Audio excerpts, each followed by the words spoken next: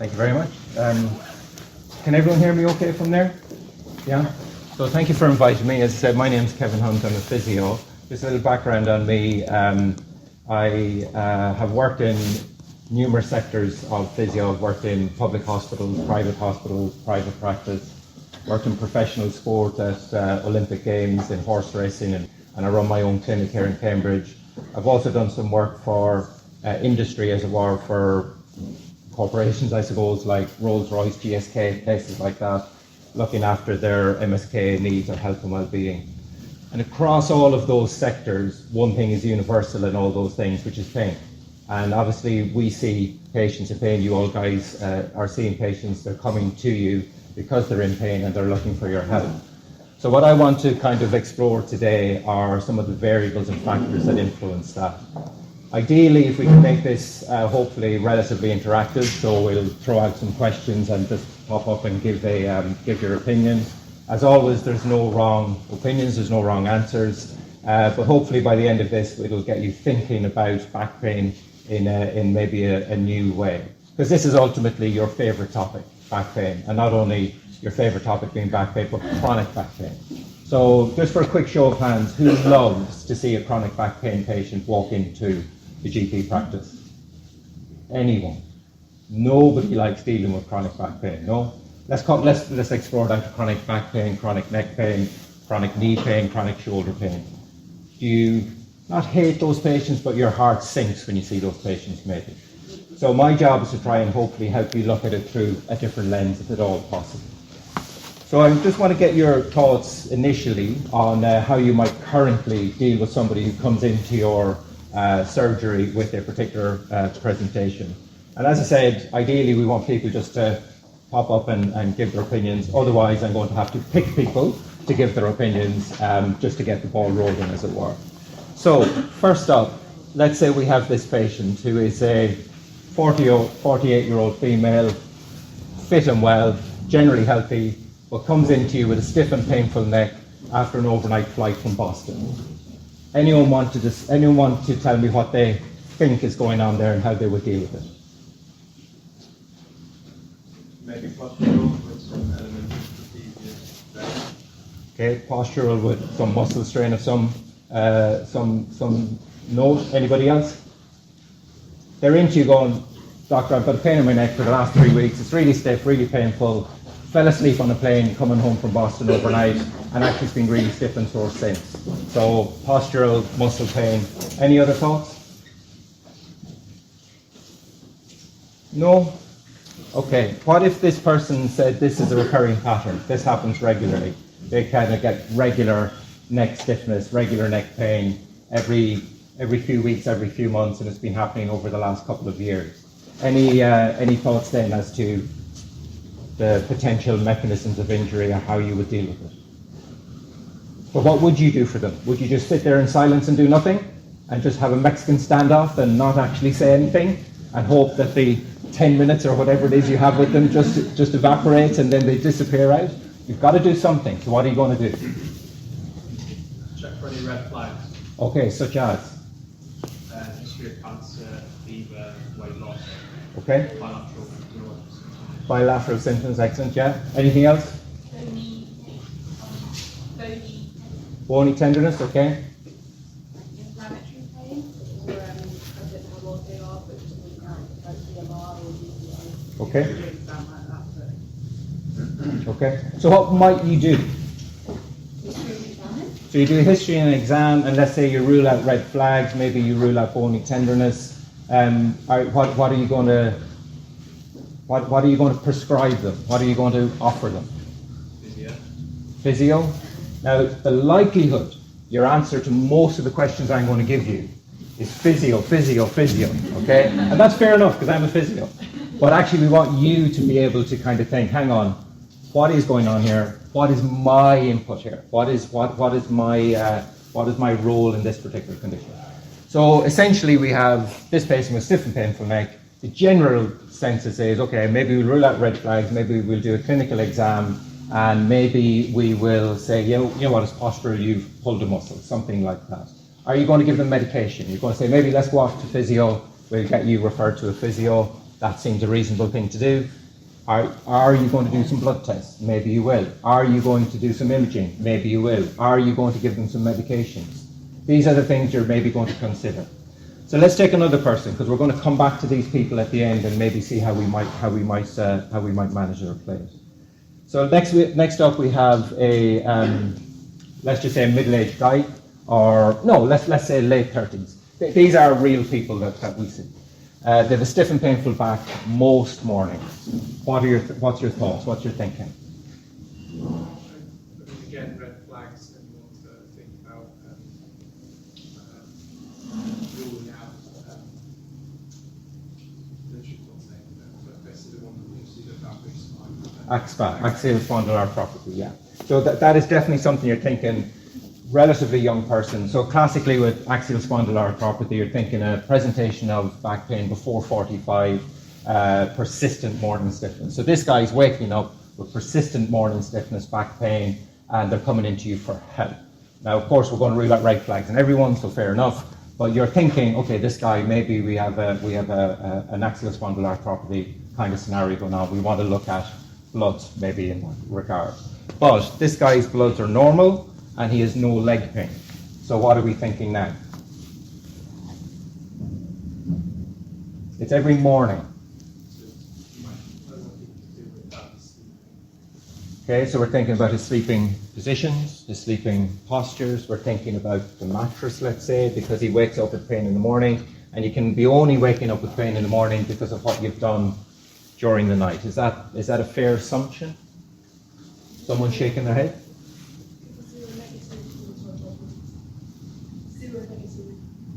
We've ruled out bloods, so the bloods are all absolutely fine. So we've the person on the plane, their problems down to posture and muscle problems. We've got the person waking up with back pain in the morning, their problems down to their sleeping position.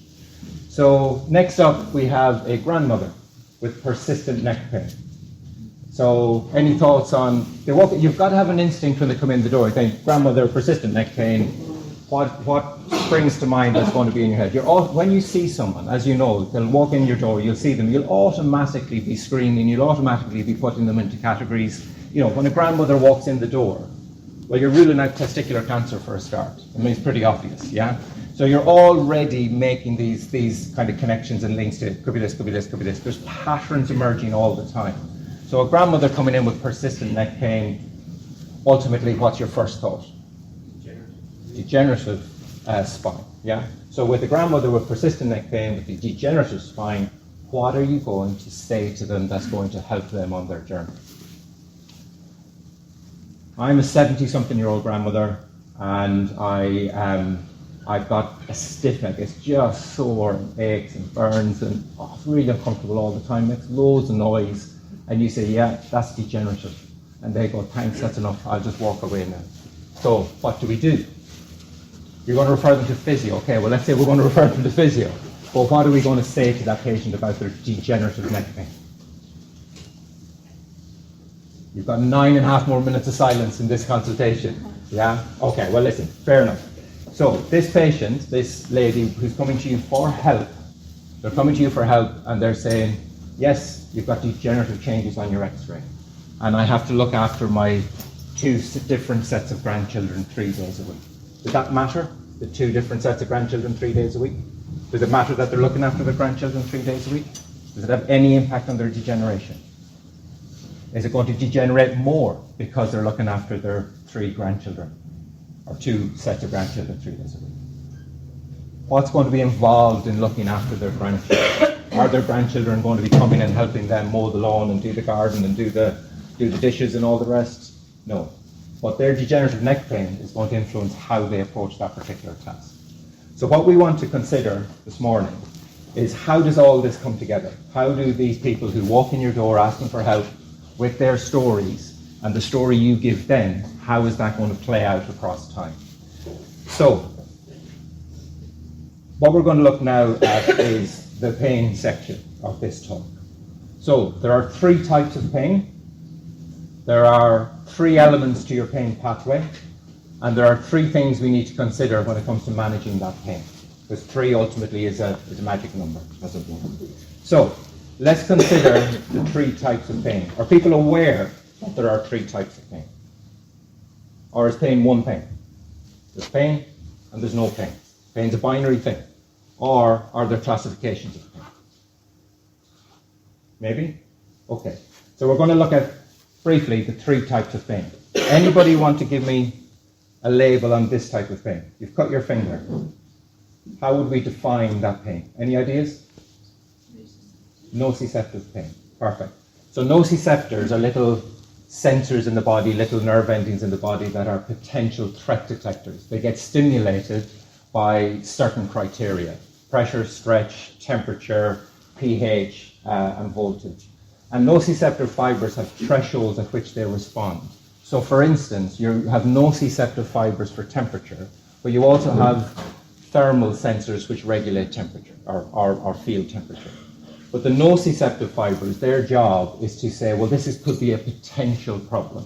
And when a nociceptive fiber is stimulated, it sends messages into the central nervous system to go, potentially we have a problem.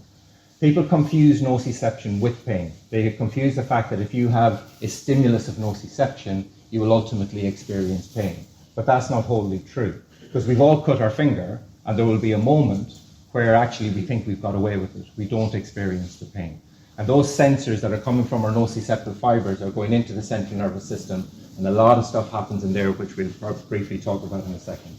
But nociception, or nociceptive pain, is an acute trauma. You cut your finger, you break your arm, you dislocate your shoulder. It's an acute event. So there is a pain stimulus that's driven by that.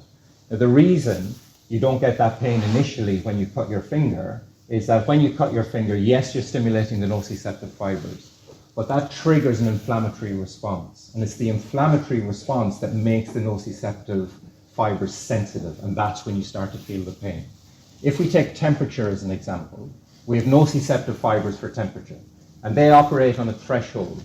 Below 18 degrees, you will stimulate your nociceptive fibers. That's why if you're having a cold shower in the morning to get your stress levels under control, it needs to be below 18 degrees.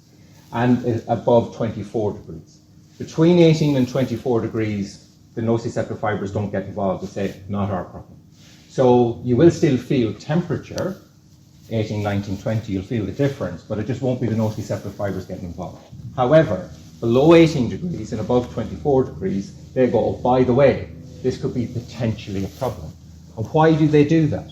If you put your hand over a candle, there'll be a temperature scenario, and eventually you'll reach that threshold of 24 degrees and you'll withdraw your hand to say potentially a problem.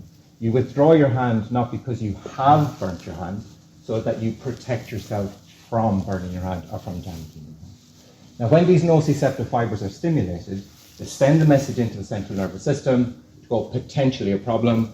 They may flood an inflammatory cascade, which will now reduce the sensitivity of your nociceptive fibers, and that now means the nociceptive fibers are going to respond to every input stimulus that comes in. If you burn your skin in sunburn, every stimulus at that point onwards is going to be painful. You're going to stimulate the situation in order to give the body a chance to heal, to protect that part. So this is nociceptive pain. See that as an acute event, okay?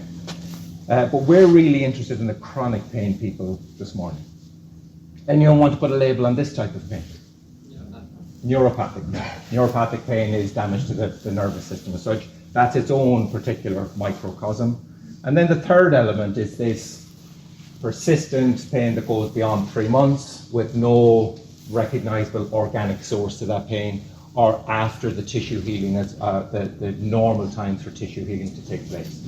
Any idea how we classify that pain or a label on that pain? So this is often a word that people haven't heard about, but this is known as nociplastic pain. Nociplastic pain is where we have a sensitization often of the pain pathway that goes beyond the normal healing phase of the healing process. Now, very often in clinical practice, you're going to come across people with overlaps of these sorts of scenarios. We're going to have people with their acute event because they've sprained their ankle. We're going to have people who maybe are getting recurring ankle pain, but you know what, they haven't actually sprained their ankle.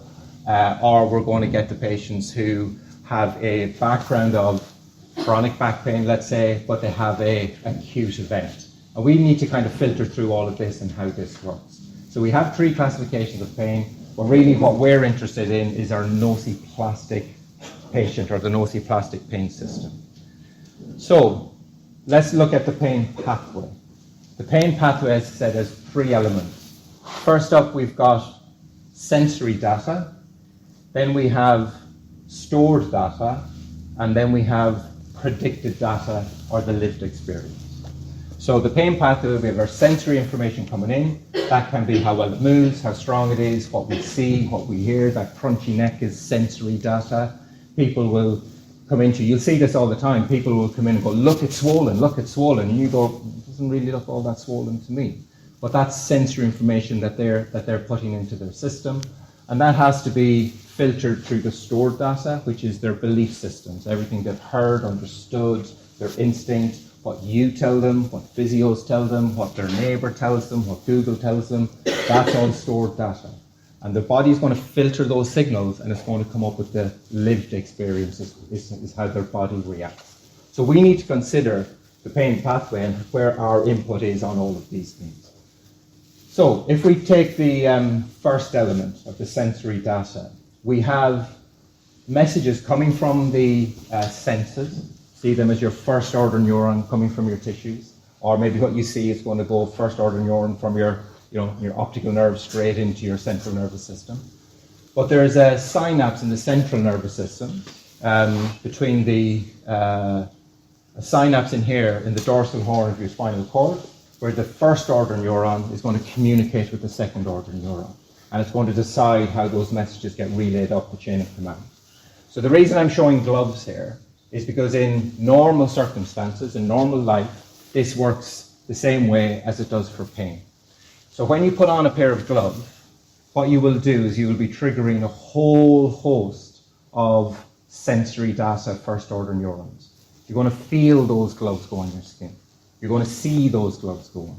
You're going to maybe even smell those gloves go on if it's leather or something. You might even hear those gloves go on if they've been in a drawer for 6 months and you take them out and they creak and crunch and all the rest. And those sensors will be stimulated. Gloves will go on your hand. You'll be flooding in data into the central nervous system, and that central nervous system will receive that information or receive that data. But at the synapse level, it has to decide, okay, do I let these messages through or do I not let these messages through? Because what's ultimately going to happen as that, on the left-hand side there, that first order neuron comes in. When you put the glove on, you're going to stimulate all those things, and you need to know that the glove is going on your hand. Fair enough. We see it, we feel it, we see it, and we sense the glove is on our hand. But we also need a mechanism that's going to basically say, well, I need to regulate that passage of information. Because if we were constantly bombarded with those senses all day, every day, we'd get nothing done. We need a system that says the glove is on your hand, but you don't need to be aware of that anymore because we've got other things to consider. Because if we didn't have that mechanism, we constantly feel our clothes, we constantly feel our socks, we constantly feel the fresh air in our face, we constantly have the same smell in the room all the time. Well, we need to be able to adjust these things to cope with the world so we can go out and explore and regulate and juggle our day. So in the synapse of the central nervous system, we have immune cells. And these immune cells are part of resting microglia, which regulate, do we send this message in or do we not send this message in? So at some point when your glove goes on your hand, it goes, yeah, recognize the glove is coming on our hand, and now we have to go, that's enough information for that. I'll reset the threshold at which we pass that message on up the chain of command. So see these microglia almost as traffic controllers that say, yeah, we're aware of the information, but we just sit on that information for now. If the circumstances change, like that glove moves, well, then you'll get a fresh wave of information being sent through so you can adjust your glove. And these cells, these immune cells effectively, are regulating the passage of that information across time. Now, when we have an acute event, an acute tear of a muscle or you cut your finger or break your ankle, then these will be flooding information all the time to say, protect. And not only will they do it at the local level, they'll also recruit more levels within the spinal cord to create a cordon of safety around that injured part so that you get more sensitive in the areas around that injured part. So for instance, if you sprain your ankle, that little ligament on the outside of your ankle, your ATFL, it's only about that big. But your whole foot will get tender. Even your little toe will get tender. In order that if you bring your little toe against something, it says protect, danger, because we've got a ligament injury over here that we need to protect. So these pathways are recruiting more and more pathways to protect the injured part. Now, as things heal and as things get better, what you will see is that the pain in the area will shrink back to source. And you'll see this all the time. You'll see this with sciatica, that the pain is down the leg, and as it gets better, it shrinks back up the leg, back towards source. As your sprained ankle gets better, as the swelling goes down, things will shrink back to source to come to the local area.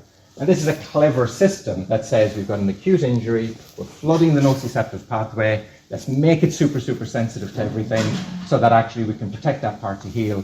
And basically, over about 3 months, which is the natural healing cycle for any tissue, whether it be a bone, whether it be a muscle, whether it be a ligament, whether it be a tendon, those tissues will start to heal, start to respond, start to get better, and then these set points will restore, if you will, to their normal threshold, so they're no longer tender to touch, they're no longer irritable to move, and we can walk and jump and dance and sing and all those things that we want to do. However, in about 40% of cases, we end up in this nociplastic system. And that 40% is now considered to be a conservative estimate, and it's going to increase across time. That these synapses, they remain sensitized, and they start to continue to flood those messages in. They don't reset. And that's very often driven by inflammatory mediators, and that's driven by an inflammatory lifestyle. And we're going to be exploring some of the elements around that inflammatory lifestyle that can contribute to this nociplastic pathway being fueled and continue to be fueled across time. So we need this system to help us in an acute pain event, but the problem is it can remain a sensitized pathway. So our messages come from the first order neuron into the central nervous system. They will be passed and regulated up there, and then they make their way up into the brain and spinal cord. And in the brain and spinal cord, what happens is they start to get filtered through stored data. Stored data is everything we understand from past experience, from belief systems. It's the stories we tell ourselves. So, how do we generate stored data? Well, as a baby, maybe a little bit older than this one, you will have learned things. So, for instance, you learn your colours. Has anyone got children here? Anyone got young children? Yeah, few people, young children. And are they how old roughly? 3. 3? Any slightly younger than 3? 2? 2? Anyway, before the baby could talk, all right, they understood things. And you would have taught them their colours at some point, maybe bath time, maybe sitting in the high chair or whatever. And the parent will put some toys in front of that baby. We've all had it done for us, hopefully. And they will put toys in front of that baby. And there will be primary colours, red, yellow, green, blue. And you would have said to your baby, here's the colours, red, yellow, green, blue. Show me the red one. And maybe the baby got lucky and they pointed at the red thing. Now, they can't speak at this point, but they understand what's going on. And maybe they got lucky and they pointed at the red one. And you as the parent went, my God, I have a genius on my hands. My kid is a genius, absolutely. And you smile, and you were rewarding them, and you were applauding, and go, look at you, you're a genius, you're fantastic. And the baby went, I don't know what I've done exactly, but you know what? Mum's happy, so hey, all's good. And then Mum would have gone, okay, let's test that theory. Let's see how true that theory is. So you would have mixed up the toys, mixed them up around, and went, show me the red one. And the baby, being the clever baby, pointed exactly where I pointed at before. And now that's wrong. That's the blue toy. And Mummy would have went, no, that's wrong. And there'd be some negative feedback, let's say. And the baby would be like, oh, I don't know what I did wrong here, but something's not quite right. And there would have been a frown or a bit of upset or a little bit of concern. And that game would go on for a while. You would mix up the toys. You would actually, play this game for a while, maybe for a few hours, maybe for a few days, maybe for a few weeks, maybe for a lifetime. But eventually, the baby would recognize, red is a colour. It's not a place, it's not a shape, it's not a thing, it's a colour. And now they've made a connection. Now the penny has dropped, so to speak.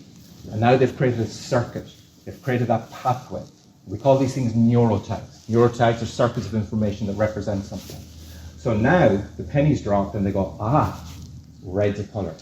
What fires together wires together. So that piece of data, that piece of information that makes absolute sense, boom, now we've made this connection. But of course, across time, red isn't just a colour. So this neurotag is going to grow in complexity and it's going to grow in mass. So red is not just a colour, red is hot, red is stop, red is danger, red is the Chinese flag, red is Liverpool Football Club, red is tomato. So we're going to have neurotags for all of these things. You're going to have a neurotag for the colour red, you're going to have a neurotag for tomato, and you're going to put these things together and you're going to see a red tomato. But of course, tomatoes are not one thing. We have beef tomatoes, cherry tomatoes, Roma tomatoes, baby tomatoes. I can't think of any more tomatoes. But we have tomatoes for all of these things. But of course, we also have yellow tomatoes and green tomatoes and slightly red ones and slightly green ones. So our brain has to soak up all this data to cope with the world and to survive with the world. And it's going to create these neurotags that, as I said, grow in complexity and grow in mass across time. But tomato itself is not just a thing. Tomato might represent salad. Salad might represent the Mediterranean. The Mediterranean might represent Italy. Italy might represent Silvio Berlusconi or the Vatican. So there's going to be all of these connections that are coming together that directly and indirectly your brain has within it to make sense of the world. And as we build these neurotags, ultimately what we're doing is we're building stories. We're building, if you will, understanding of the world, our unique story of the understanding of the world. And we can think of them like songs. They're complex. They're going to have loads of instruments. They're going to have loads of nuances. That song will also have representation for you. It might remind you of a place or a time or an event. And it'll reproduce feelings and emotions and everything else that come with it. So as we go through life, we're building all this circuitry, we're building all this information. And that song can be played again if it's triggered by something down the line. We've all had situations where maybe we have a song is burned into our memory, haven't thought about it for years, and then you're walking down the street and hear someone whistle it, and all of a sudden it all floods back into you. And the same is true of pain. People will have very powerful and strong relationships with their pain event that is burying a pain pathway. It's burying in this neurotag, hardwiring it into their circuitry, and it sits there. Now, the sensitivity of that, we can talk about that, but it's there, it sits there. And it's collected a whole host of information across time, which is fueling that system. But of course, with the song and with the knowledge that we know knowledge is one thing, but wisdom and how we use that knowledge is a different thing. So we all know that tomatoes are a fruit, but we also know not to put it into a fruit salad. So we have this piece of information, this neurotag that gets wired together, but we also have to know how do we use that information appropriately. And that's super, super important when it comes to understanding pain pathways, and chronic pain.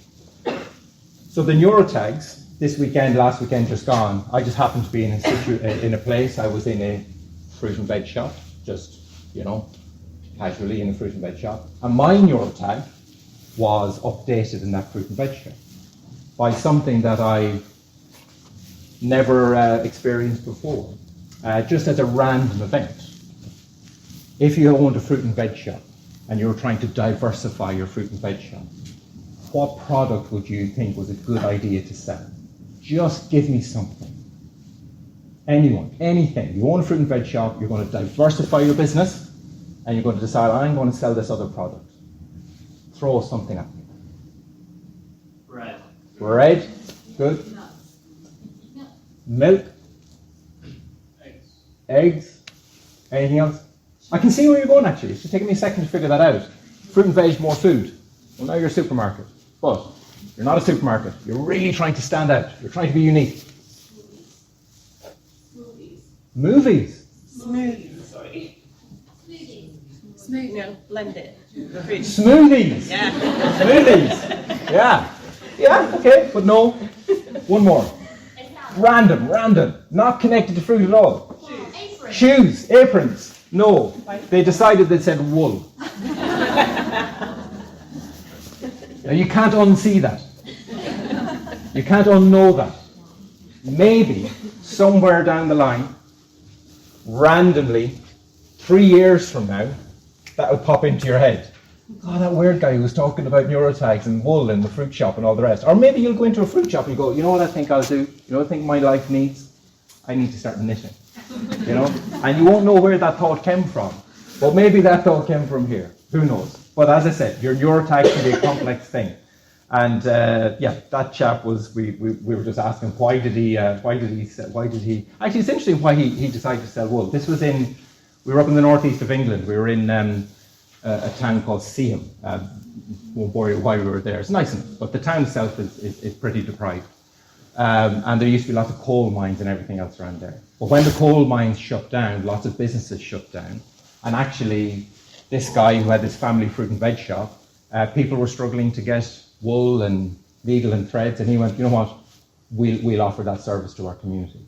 And they've been selling wool for 28 years in that shop and have done since, and they sell wool and needles and knitting and all the rest. And you know what, now that you see it in that context, it makes sense. They're offering something to the community. And as he said, oh, you got to diversify at this stage, you know, the way business is going. And I'm thinking, that's a hell of a way of diversifying, so well done.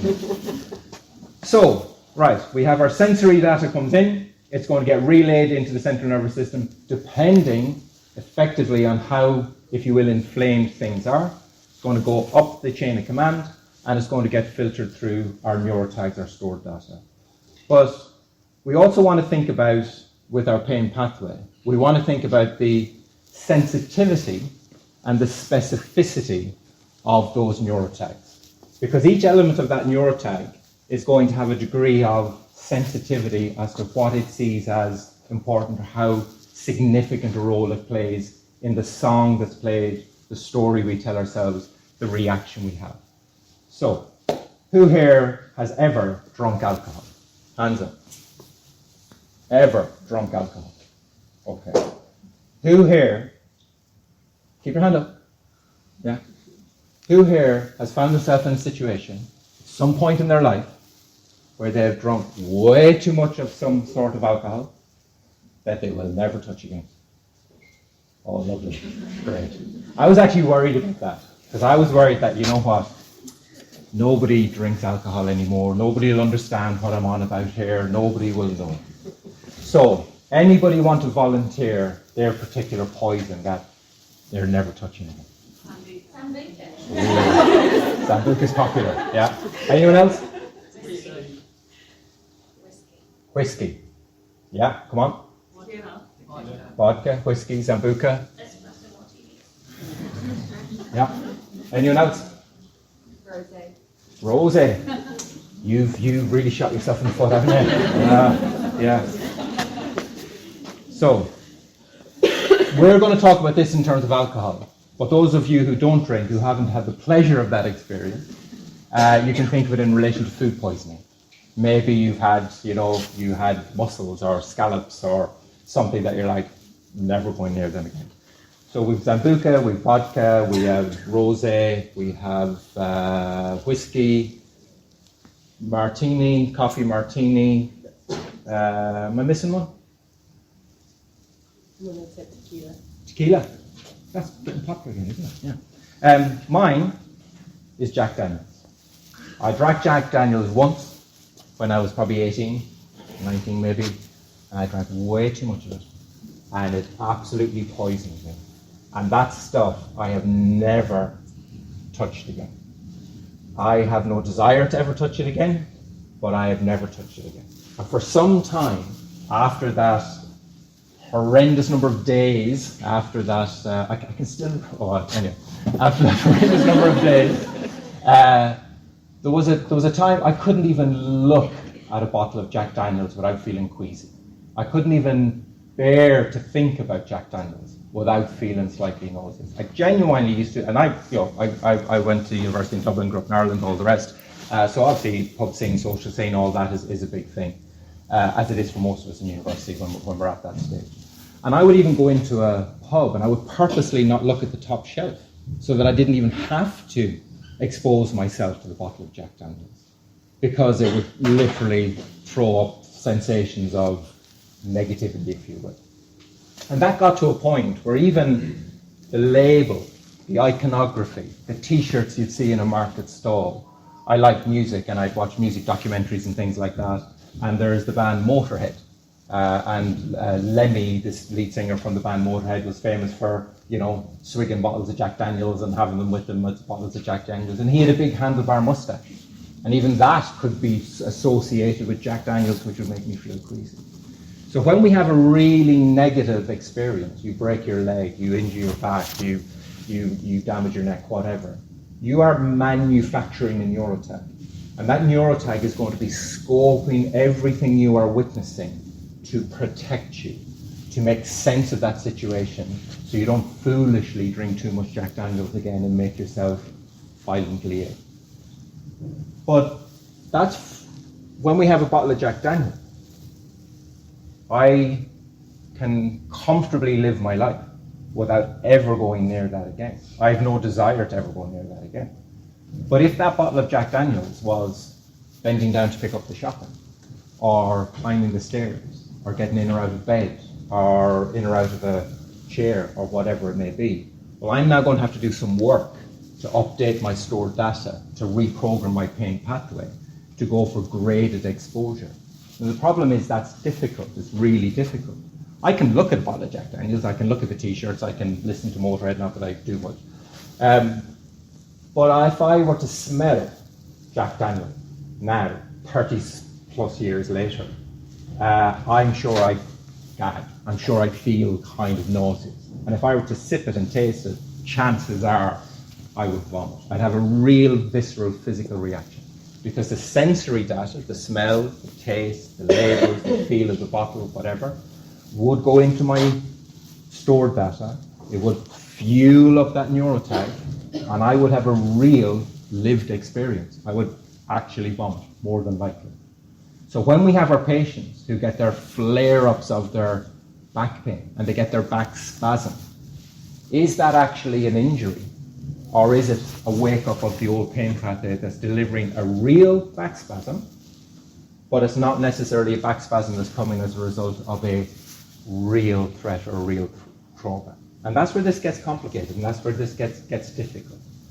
Now, if I were to try and update my relationship with that Jack Daniels, I'd have to do some cognitive thinking.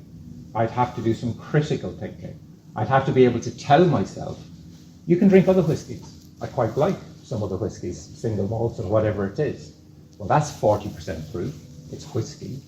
So if I can do that, why is this such a threat? But Jack Daniels falls into the bourbon category. I've just closed the door on bourbon, which is no bad thing. I probably should close the door on all of the whiskies as well, but that's no bad thing. I don't drink an awful lot.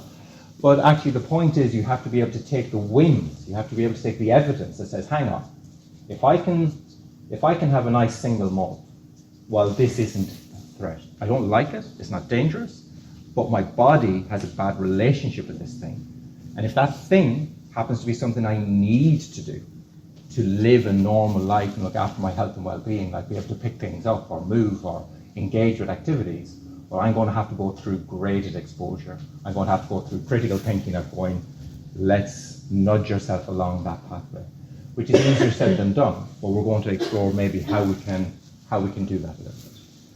So we've got our sensory data, gets relayed and filtered depending on what our microglia decide to do at the synaptic level, goes up into the brain, talks to our neurotag, and within the brain, we now have to filter our stored data. So we can very loosely, if you will, break the brain down into two major departments. We've got the limbic system, which is our reflexive, reactionary, instinctive brain, and we've then got the prefrontal cortex, which is the executive center of the brain. Anyone aware of Daniel Kahneman's work, Thinking Fast and Slow? Yeah? So this is exactly thinking fast and slow. Well, not exactly. I can't claim I'm going to be able to explain a Nobel Prize winner's theories in 2 minutes. But what we have is we have a reflexive, reactionary brain, the thinking fast, and then the slower, critical thinking, the thinking slow, is our prefrontal cortex. So when these messages come into the central nervous system and into the brain, they're basically going to go to the limbic system first, okay? And within there, we have various parts of the brain that get involved in the conversation. So quite quickly or quite briefly, we have the thalamus is effectively the reception center. It's going to get the messages coming in, and it's going to decide where it pushes them off to. So like a reception in a corporation, it goes, oh, by the way, you want to go to room 7, you want to go to room 8, or whatever it is. Okay. Then we have the hippocampus, which is memory retrieval. And the memory retrieval will come down with snippets of stimuli, which will go into our stored data and pull out a memory. Maybe something we haven't experienced in a long time. We've probably all had that scenario where smell, it's a powerful memory, isn't it? You smell something you haven't smelled for years, maybe a perfume or an aftershave of an old boyfriend or girlfriend, and all of a sudden you get this memory retrieval pulled out by that sensory piece of information that came up. We have the basal ganglia, which is part of motor control. We have the hypothalamus involved in our stress response system, or HPA axis. And all these information are going to come in and it's going to fuel these systems. These systems are going to react. And we have, to a degree, we've got some control over regulating these things. We have the insula, which is to do with body awareness. Like that patient who comes in and says, look, it's swollen. And you go, well, that's not really swollen. That's a sure sign their insula is focusing in on that body part and making that thing a little bit bigger. You'll all have come across patients who've had some sort of cardiac event, a heart attack. And there's evidence and studies that have shown that their insula is more primed to chest pain after that. They often end up back in A&E with regular episodes of chest pain, and they have their cardiac screen and everything else, and they're fine. But their insula, because they had a major threat to their well-being, a cardiac event, a heart attack, their insula has gone, anything that's going to kind of give me sensory data into my chest, if you will, I could be having another heart attack, off to A&E. And what is going to be contributing to that chest pain? Chances are there's anxiety, chances are there's stress, chances are there's a pro-inflammatory lifestyle behind all that. But that patient, because of their past experience, is ringing 999 with chest pain, because their insula is fueled or primed, as it were. We have the amygdala, which is to do with risk and reward and fear. So obviously we're wired to look at negativity. We all know that kind of classic scenario. If you hear a rustle in the bushes, you will have to consider that it's a tiger, not a little rustle in the bushes by the wind or something. Because that's how we survive. That's how we exist today. That's how our ancestors before us and before us and before us and before us didn't die, didn't fall off a cliff, didn't, get eaten by a mammoth or a tiger or whatever it is. So when we hear that rustle in the bushes, our amygdala is going to go, could be a tiger. And deep down in our neurotags, in our limbic system, it's going to be going, what are the odds of a tiger in Cambridge? Actually, I haven't been a tiger in Cambridge for a long time. But hang on, Shepherd Wildlife Park is up the road. And I remember that news story where a tiger got loose in Windsor or something. All of that's in there. But chances are you just dismiss it and walk past the rustle in the bushes. You're probably more worried about, who knows what you're worried about, a rat or something. Yeah? But if we're in a state of heightened anxiety, heightened stress, heightened kind of pressure, life has thrown an awful lot of stressful situations at us, the likelihood is we'll be startled by that rustle in the bushes, and we may react a little bit differently. Our limbic system takes over, and our prefrontal cortex isn't quite able to regulate the responses. We have anterior cingulate cortex, which is involved in emotional regulation. We can regulate these responses, and we often do because of the environment we're in or the circumstances we're in.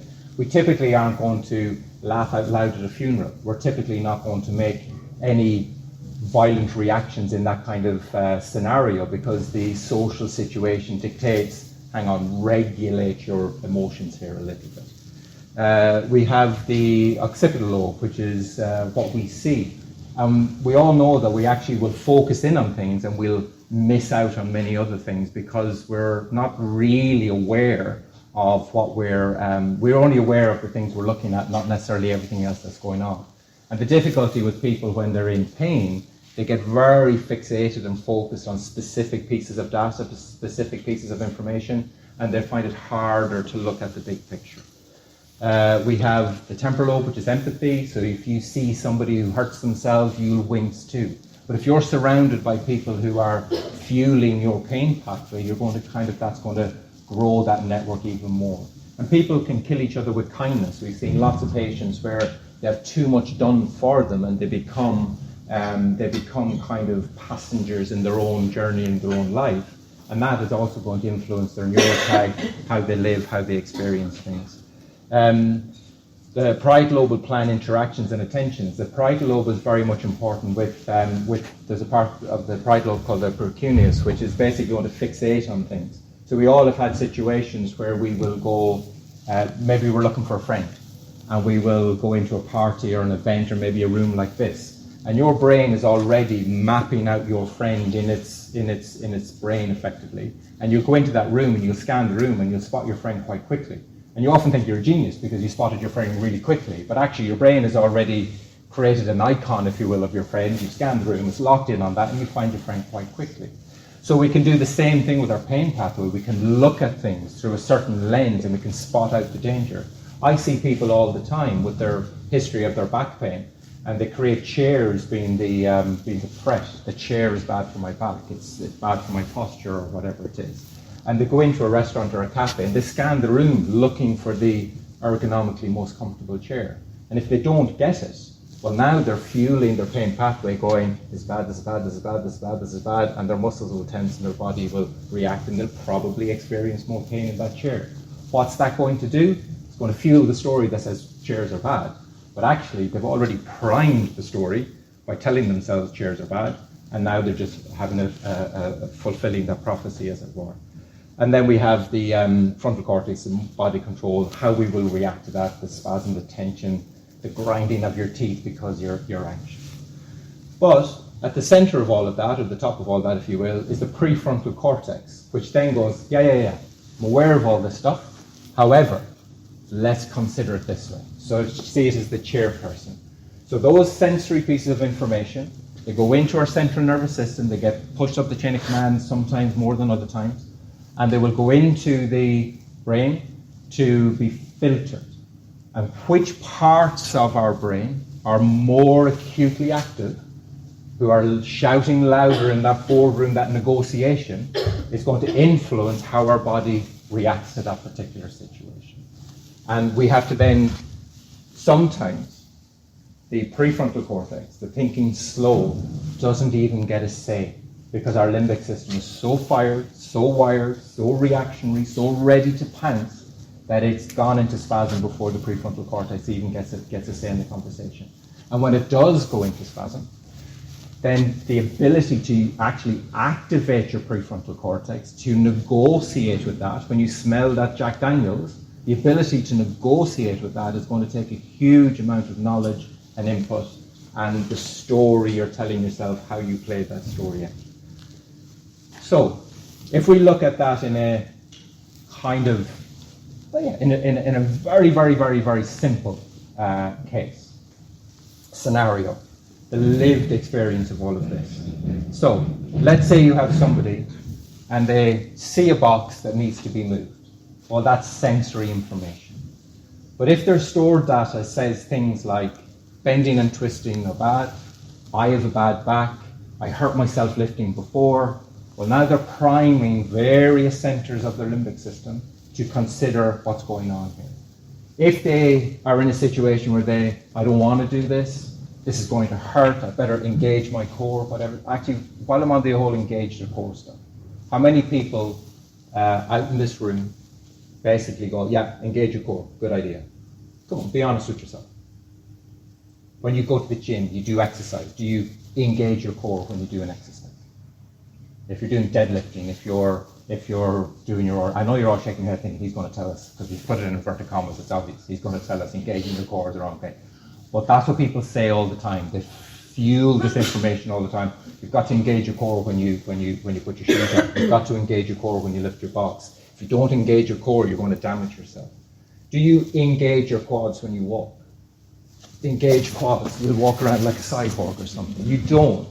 Your core group of muscles are protein, they're meat. Yes, you've got to have good quality meat on those bones, but you don't have to engage them to switch them on. You've got to challenge them by doing an exercise that asks them to get involved in the process, but you don't engage them. If you engage your core, chances are you're just bracing yourself. Chances are you're just kind of tensing your global muscles rather than engaging your core.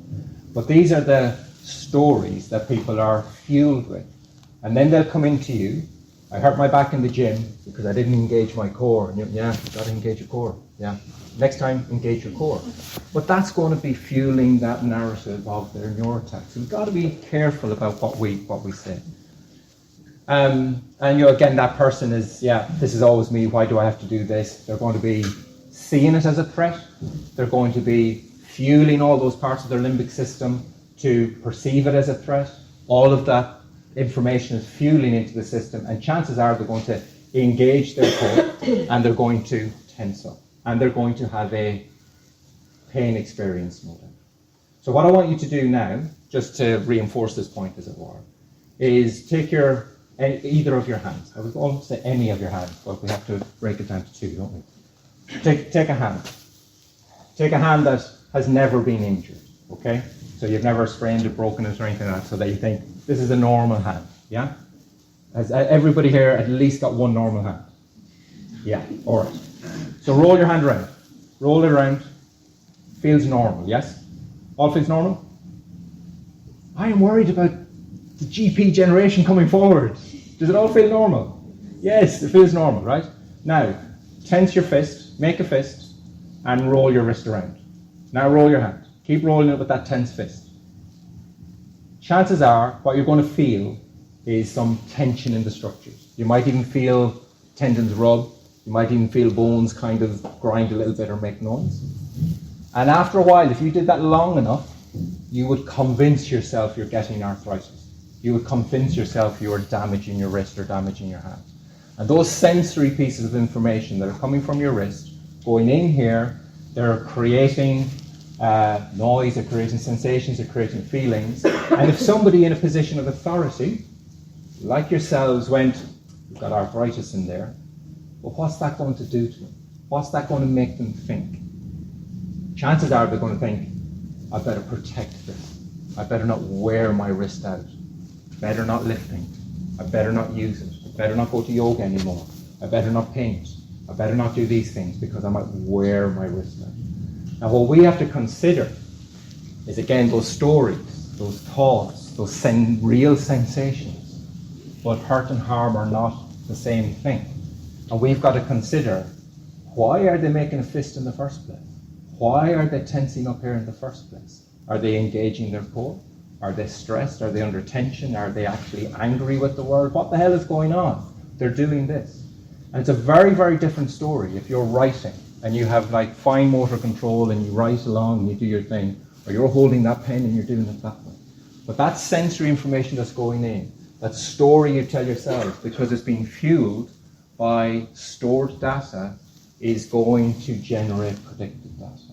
And if you have been told you've got arthritis, or there's arthritis in your family, or whatever it is, you might start interpreting that a slightly different way. But you may also not pay attention to the fact that some days you're moving around like this, and it's all good, and it's all okay, and some days you're moving like that. But we've got to think through those layers a little bit. But here's the other scenario, where the person is going, okay, I did have a back injury, but that was then and this is now. I go to the gym regularly. This is actually a free workout. This isn't a threat. This is free gym membership lifting this box. Bending and twisting is natural. And this is one of the arguments that people are bending and twisting is bad for you.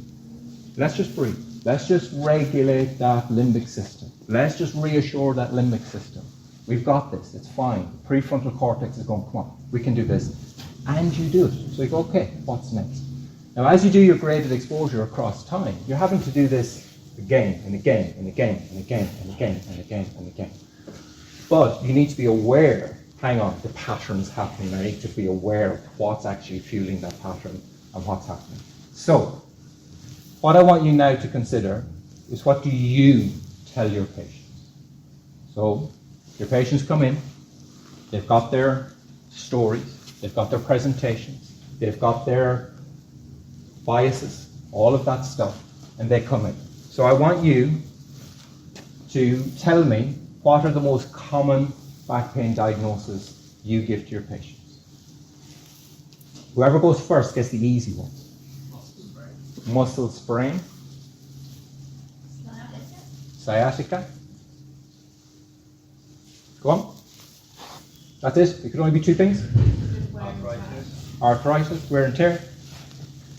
Go on.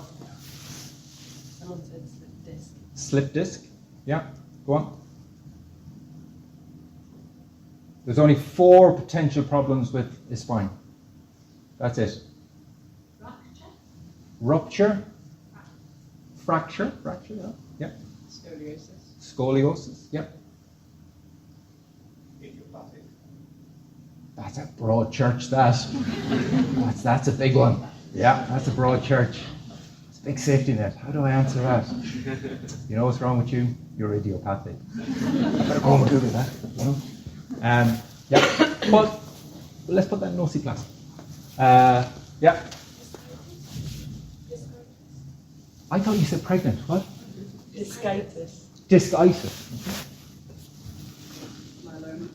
Myeloma. We're getting serious now. But yes, it's in the mix. This hip or knee pain. Referred thing. Good. Osteoporosis. Osteoporosis. Yeah. Any more? Anyone currently doing like in GP training? I'm not. You're all in GP training, but anyone like in a clinic in a surgery at the moment? It's about a quarter of people presenting at general practice are an MSK issue. Yeah. So a quarter of your day, a quarter of your life will probably be related to this stuff. So if, as I said at the beginning, who loves chronic back pain? And everyone. Oh, you hate chronic back pain. Well, that's a quarter of your life right there, okay? So I'm not saying get to love it, but if we look at it through a different lens, particularly if we look at it through what's known as compassionate curiosity, what is this person's story? And why is it they have that story? What is the story they're telling themselves? Where does that come from? Let's get under the layers of that. And if you have that compassionate curiosity, then actually you might be able to go, okay, let's change that story. Just as a matter of interest, what is, would people say, is their purpose as a GP? Anybody, now it's taken me at least a couple of decades to identify my purpose as a physio. But what's your purpose as a GP? Anyone? To listen to the patient and try to help themselves get better. So to speak. Help themselves get better, okay? Anyone else? Agony on. Agony out, yeah? Yeah? Go on. What's your purpose? Not necessarily what you... Because we can look at jobs, and we can look at situations. I think your job is incredibly difficult. Incredibly difficult. Anyone can walk through the door with anything. Anything. From a baby to a 99-year-old and more, and everything in between. They could be coming into you with absolutely anything. The red flags, the catastrophizing the crisis. It's a tough gig. But a quarter of what you're going to see are going to be the MSK patients. And increasingly, they're going to be coming in with increasing chronic pain, which again, we're going to explore a little bit in a second.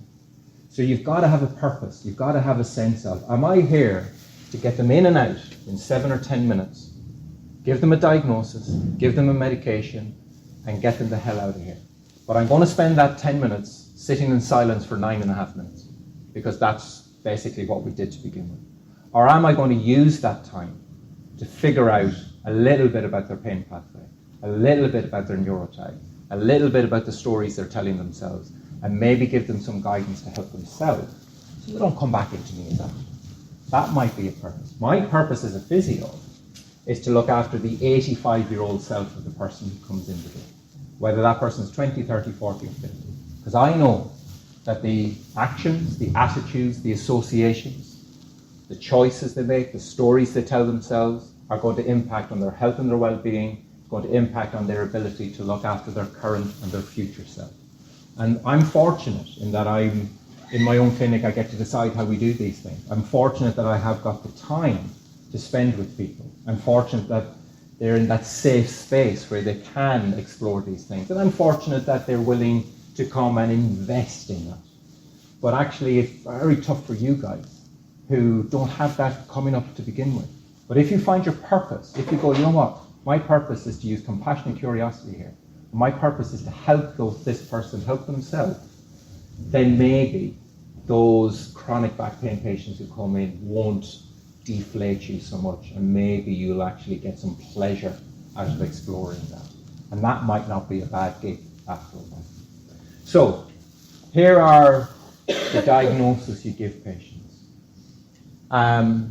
Sciatica. Ooh, that's a bit tight up the top, isn't it? Sciatica, slip disc, pull muscle. So sciatica, let's start there. Is sciatica a diagnosis?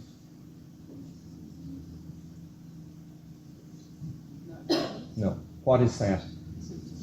Symptom. So saying to somebody your diagnosis is sciatica is a bit like saying, I've been to medical school, I've got a few years under my belt now, I'm going to diagnose you with a headache. I've got a pain in my head, doctor. I think you've got a headache. Job done. On your way. Good stuff. Sciatica is not a diagnosis, it's a symptom. Sciatica is a whole host of things. Sciatica is a bit like saying dog. You've got a poodle, you've got an Alsatian, yeah, they're all dogs, but we've got very different species there, and we've got very different temperaments. So we've got to be careful when we're diagnosing somebody that we're actually we understand we are fueling their stored data. We are generating their neurotype. Because if you give them their diagnosis of sciatica, what are they going to do? They're going to be primed to listen to every sciatica story that's out there. They're going to be Googling things. They're going to be getting flooded with advertisements that this Hexagon or whatever it is going to cure their sciatica. They're going to be reminded by the person when they were a kid growing up who had lumbago or sciatica or whatever it was, and now that's their destiny, that's their future. So we've got to be very careful about the diagnosis we give people. Do discs slip? Are discs wet bars of soap that will slip out of it? No, but that's what patients think. They genuinely think. Doctor told me I had a slipped disc because I bent down to tie my shoes wrong and it went pop. So if I bend down to tie my shoes, I want to slip more discs. But discs don't slip, they don't move. But that mythology is out there. Those words are out there and they're hardwired into people's belief system. So I've got arthritis, I better protect this joint. My disc slipped. My disc could slip if I go at the garden. Better not do that. How's that going to look in the family? How's that going to look in the relationship? How's that going to look when you've rats running around your garden because you haven't cut the lawn for 6 years? All of these scenarios we say to patients, we've got to ask ourselves, is it really a diagnosis or is it a lazy label? Is it just some way of getting the person in and out and getting them on their way? And it's not easy. Your job is not easy because you've got a finite amount of time to somehow field all of this stuff. But the first thing we've got to be careful of is don't give them a lazy label. If you don't know what the diagnosis is, that's fine. Maybe all you need to do is reassure them that they haven't got cancer or they haven't got this, that, or the other. But maybe you'll be a little bit more empowered at the end of this to consider how you might build that skill set across the years to come. So that, who knows, 2, 3, 4 years from now, you're like, yeah, bring it on. Give me those patients with the chronic pain, because you know what? We have a very different way of approaching that. So the diagnosis, scoliosis. Is it a diagnosis? Yeah, you can have a scoliosis, but is it a diagnosis? Because many people are out there with scoliosis, not in pain. So is it a diagnosis for their pain? Or is it just part of who they are? But if we tell them your pain is because of your scoliosis, well, now they're going to be concerned that their scoliosis is going to deteriorate.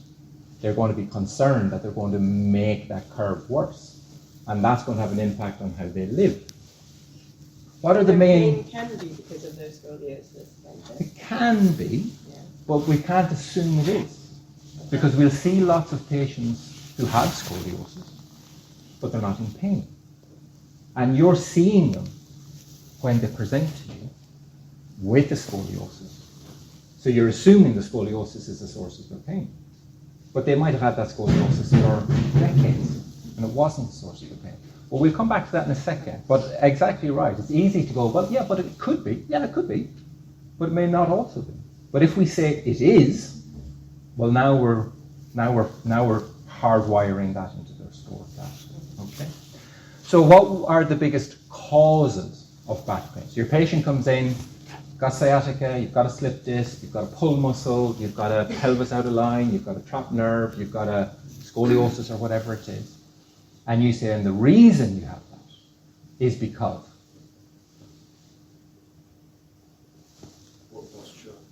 Posture. Okay. Posture, weak muscles. Come on. You got to have some more thoughts. Trauma. Okay.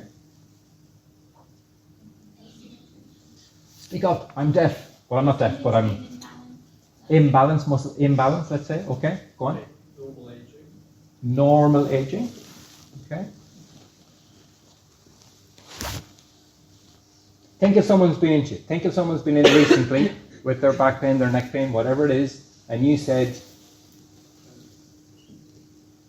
you whispered at them. You don't exercise. Okay, yeah. Speak the truth. Truth is power. Speak the truth to people. You know, you're not there to be liked. I know that sounds harsh. You're there to help them. You can be compassionate. You can be empathetic and be all those things. But we have to be very careful. We don't just corroborate what they want to hear or what we think they want to hear. We actually have to try and help their current and their future selves, their health and their well-being going forward. And you have a duty of care to do that. So maybe you have to say, you don't exercise, but we're going to figure that out. We're going to figure out why you don't exercise, and we're going to help you with that, you know? So here are the common mythologies around the causes of back pain. Bending and twisting is bad. Have you said that to anyone? Oh, it must be because you bent and twisted. Is bending and twisting bad? No, but we hear it all the time from patients themselves. The reason I hurt my back is because I bent wrong. I bent and twisted it, both of them at the same time. I can either twist, I can either bend, but I cannot do both of them at the same time. And I bent and twisted. That's why I hurt my back. You will hear it from patients. But that's your opportunity to go, how true is that really? Okay? Because if bending and twisting was bad, we'd all be in hospital then. We'd all be dead. Because we bend and twist hundreds of, well, that's not true. Most people don't bend and twist enough. The problem is we're sitting on our backsides most of the day, sitting in straight lines, sitting in a chair, sitting in the car, sitting in the office, sitting at home watching TV, and then we go to reach or something. Oh, now is the bending and twisting the mechanism of injury, or is it our ability to actually be capable of bending and twisting? Because of the lifestyle we live, that we're sitting in straight lines all day and we rarely go over here. But we need to remind ourselves to go over there often enough and regularly enough that we don't lose that skill set. So is moving handling training will have to be based in here? I think an awful lot of it is. Yeah, I think an awful lot of it is. But then you're falling into the realms now of, well, you've got a sector that says we have to show that we have protected you or trained you so you don't sue us, and we've decided this is the best methodologies to do it. But actually so much of that information is outdated. So sometimes these things are they're tick box exercises. But we've got to, it's not to say that you can be necessarily overly sloppy with how you do things, but it's about being fit for that thing as much as it is about how you do that thing. Okay? So bending and twisting is a common reason people will think they've hurt themselves. Lifting, I lifted wrong. Slept wrong. Bad posture. These are things you've already said. These are things you've said, actually, bad posture, maybe they slept wrong or something. It's degenerative. That's the mechanism of injury. But again, we have to ask ourselves, is this really a justifiable mechanism of injury? Because that person with the scoliosis, they're not in pain 24/7, and yet they've lived with that scoliosis for many years. That person with the degenerative changes on their x-ray, they've had those changes for many, many years, and it's not necessarily why is it springing up now as a source of pain. We've got to ask ourselves this question. The one I like the most on this list is Sleptron. Has anyone read this book? Yeah?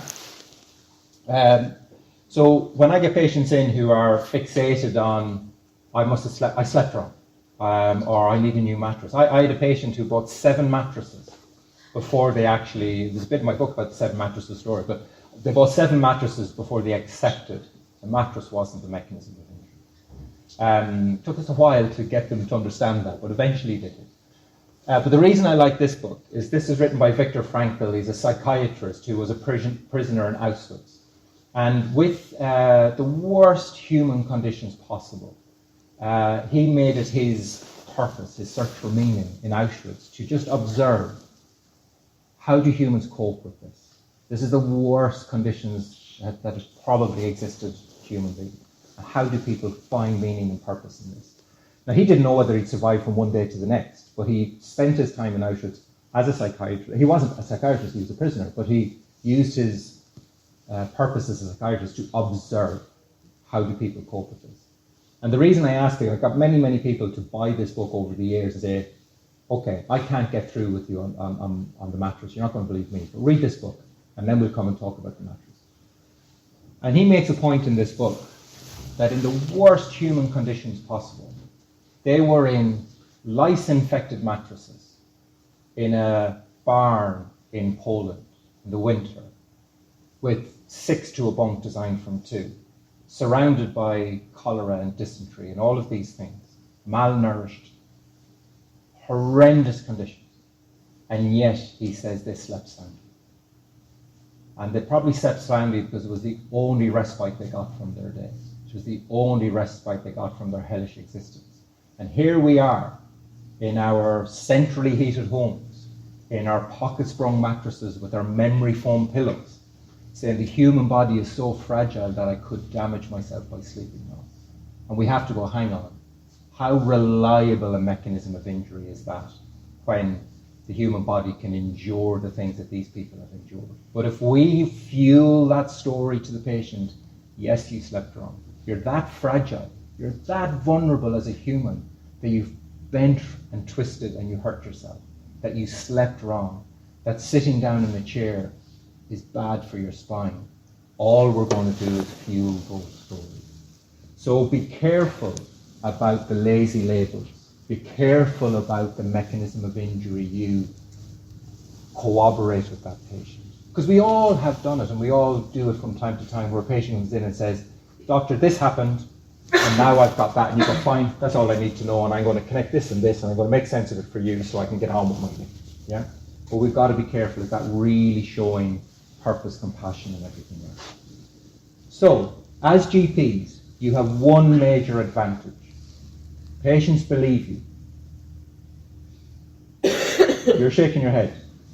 They might challenge you. They might not want to hear what you say, but they do believe you. And they believe you because you're highly educated, you're highly regulated, hopefully you're highly motivated. Yeah? You also have one major disadvantage. Patients believe you. So what you tell them, be careful, because what you say matters. It matters more than you might realize. So, what is the purpose of pain? Any thoughts? Section? There is no purpose. There is no purpose. It's nihilism down there, isn't there? It's all right, come on. By the end of this, you'll be so excited about treating chronic back pain. You'll be fueled up. The body has evolved over millions of years. Millions of years. The pain system is a very sophisticated, incredible system that, yes, is designed to protect us. So the purpose of pain is to alert us, is to give us a call to action.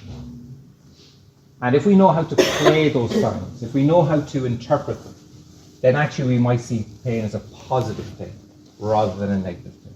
Most people's association with pain is, if it hurts, it must be bad. If it doesn't hurt, all is good. If I've got pain, kill it. Kill it. Give me the painkillers. Give me the drugs. Give me the treatment. Cut me open. Inject me. Do whatever you have to do to get rid of the pain. Because that's often people's relationship with pain. But we have to ask, what's the purpose of pain? And if we understand the purpose of pain, we can maybe see it as a mentor that it's meant to be. So, if we take one of the many, many, many metrics of health and well-being, someone there is drinking their bottle of vodka because they're doing graded exposure as we speak. Hydration.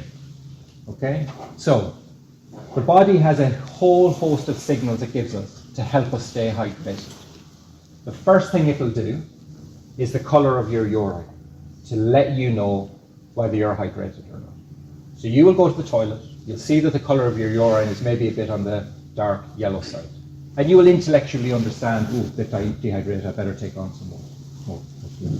As a GP, you might even be lucky to get to go to the toilet some days, you know? So the chances are you're probably not going to be taking your fluid on because you haven't got time to go to the toilet, so maybe your urine is going to be a dark yellow. But you'll see that sign, and maybe, just maybe, you'll go, I'll take on some fluid. Fair enough, but maybe you don't, maybe you're too busy, okay? So what the body has to do next, it has to ratchet up the signals. And the next signal it's going to give you is thirst.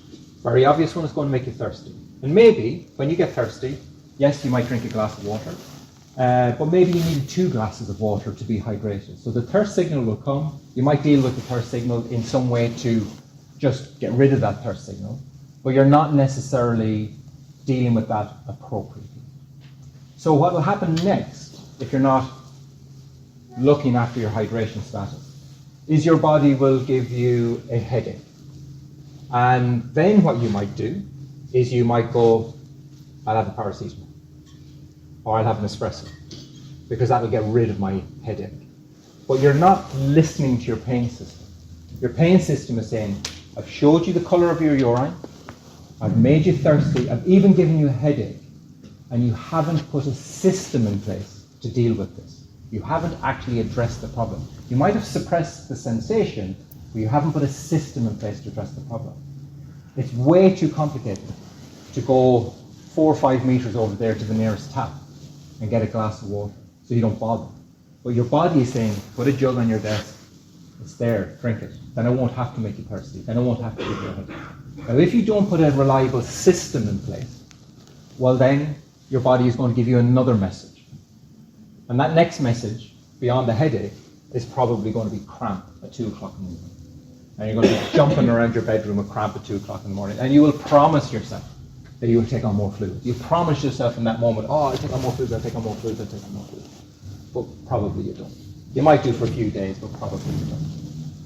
Because we're too busy. Life's too complicated. We've got too much stuff going on. So we don't put the system in place that the body is actually asking us to do.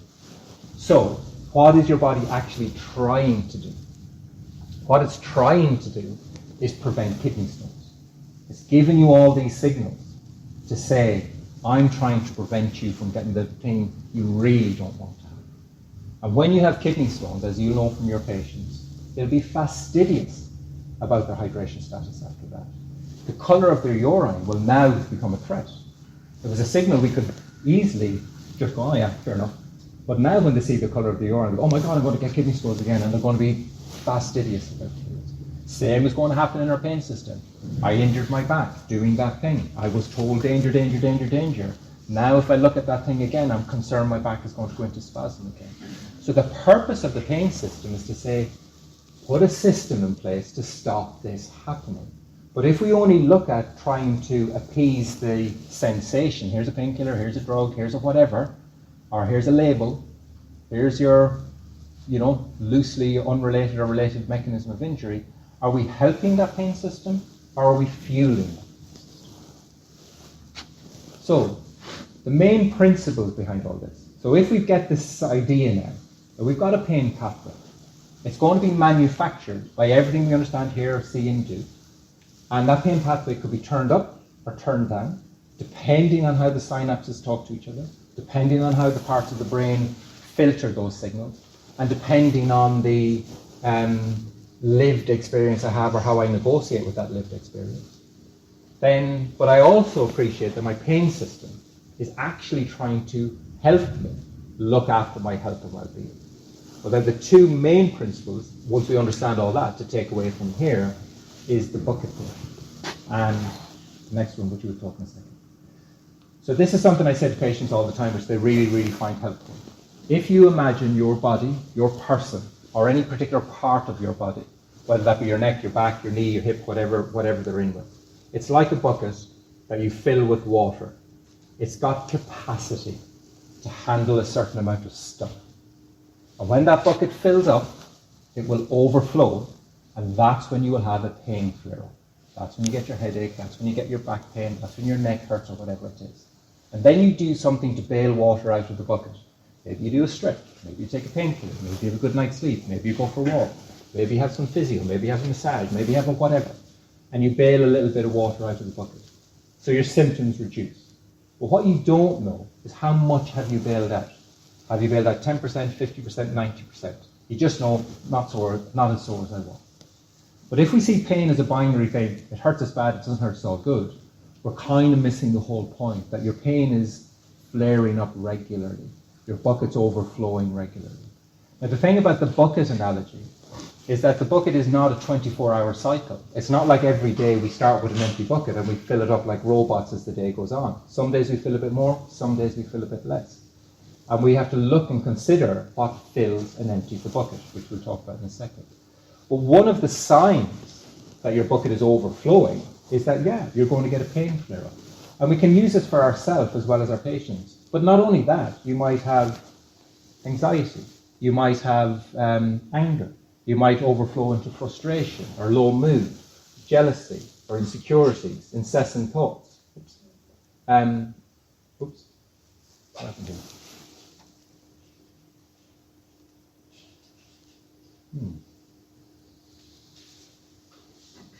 So, when our bucket overflows, that's when your patients are going to be symptomatic. They're coming into you with their symptoms. And you've got to consider, is this really down to the fact that they've had an acute event, they've fallen off a wall and broken their ankle? Well, we don't need to go into buckets necessarily there. But if they're coming in with a mechanism of injury that doesn't make sense, or they're coming in with a regular pattern of, I keep getting this neck in, keep getting this back in, I keep getting this flare-up of problem, you've really got to consider their buckets as well. So how do we know when our bucket is almost full? As a person, as an individual, never mind with our patients. So we've all had this scenario where maybe on a Friday you get in from work, you've had a busy week, you've been absolutely fried from the workload you've had to deal with. And you come in and the TV is on and it's loud. And you just say, just turn the TV down. And somebody gets the remote and turns the TV down, and you happen to see, oh, the TV's at 15. It's always at 15. 15 is the normal volume we listen to the TV at. But today, it's loud. And another day you come in, and the TV is on, oh, turn that up, I can't hear that. And it's at 15, and they turn it up. So the same sensory data is coming at you, but some days it's loud, and some days it's quiet, even though it's the same sensory data. And that might suggest that if that TV is loud on that Friday evening after a week's work, chances are your bucket's pretty full. Chances are that simple sensory data is just, your brain's already fried. And the same can be true for a glass of wine. You might have a glass of wine, who knows, after work, Friday evening or whatever. And some days it just goes to your head. It's the same sensory chemical input, but some days your body just hits it harder. Now, the reasonable, sensible person would go, not going to have another glass of wine, not even going to finish that one, going to go to bed, going to get a good night's sleep. Somebody else might go, I'll drink myself through this particular problem. But when our bucket is almost full, what happens is the same sensory input delivers a different outcome. So when your patient is coming in with their flare-up of their back or neck pain, it's a fair chance their bucket's full. If they haven't a justifiable mechanism of injury, if it's a regular recurring pattern. And that bucket being full, the signs might be pain, or the signs might be this sensory input made me react more. But the other signs can be, their relationship with food or alcohol starts to change. They start to drink more alcohol to cope with the world they're in. Or maybe they're starting to binge on food or chocolates or whatever it is. Maybe they get involved in office politics. And actually, when their bucket isn't full and their prefrontal cortex is able to kind of think, you know what, my purpose, my meaning is bigger than this. Therefore, I can let just office politics slide. But when your bucket's full, maybe you start getting pulled into those office politics.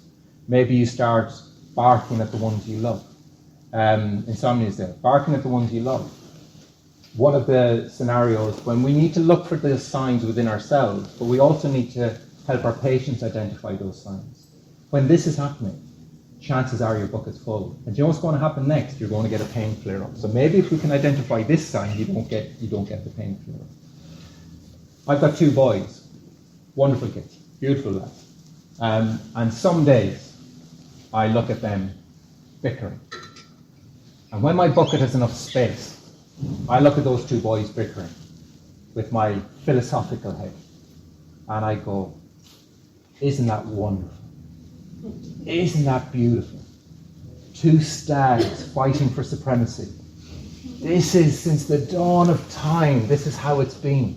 You know, and here we are in the AI age and revolution, and still humans behave like 2 stags banging heads fighting for supremacy. That's a wonderful thing. When my bucket has enough space. But when my bucket's full, and those 2 lads are bickering, Jesus lads, you don't know how lucky you have it, for God's sake, all of those things. So when I find myself barking at the ones I love, I have to ask myself, hang on, is your bucket full? Why is your bucket full? What can you do about it? And other things, other signs and symptoms can show. Insomnia, we disengage or avoid things that are good for us. We panic, we catastrophize. Your patients who catastrophize with a simple problem, chances are there's a bit more going on, their bucket's full, the limbic system is winning the battle, all that kind of stuff.